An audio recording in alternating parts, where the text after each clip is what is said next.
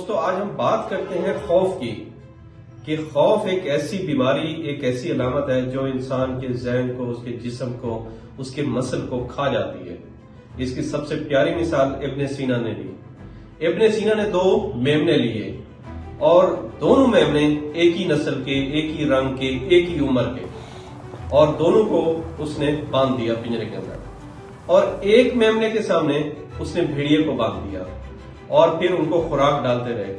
پھر ایک وقت آیا جس بھیڑیے کے سامنے ایک میمنا تھا اور وہ میمنا فوت ہو گیا، تو اس کا جب اندازہ لگایا گیا تو یہ پتہ لگا کہ وہ میمنا اس وجہ سے ڈیتھ ہوئی کیونکہ وہ خوف میں مبتلا تھا۔ تو اسی طرح انسان کے اوپر بھی جب خوف طاری ہو جاتا ہے تو اس کے سب کچھ آہستہ آہستہ ختم ہو جاتے ہیں۔ اس کا ذہن، اس کا جسم، اس کے قد و قال، اس کی نفسیات، سب چیز ڈیمیج ہو جاتی ہے۔ تو اس سے بہتر ہے کہ آپ اس خوف سے باہر نکلیں۔ اس کا بہترین حل بھی ہے کہ اگر آپ اپنے پرابلمز ان سب کو ایک لسٹ کے اندر نام ترتیب دے کے اس ڈسٹ بین کے اندر پھینک دیں، اور پھر 1 مہینے بعد، 2 مہینے بعد دیکھیں تو وہ جو آپ نے پرابلمز اور وہ جو خوف کی علامتیں تھی وہ آپ نے پھینکی تھیں، وہ آپ کی زندگی کے اوپر کوئی اس کے اثرات نہیں تھے، جسٹ آپ کے ذہن کی ایک بیماری تھی۔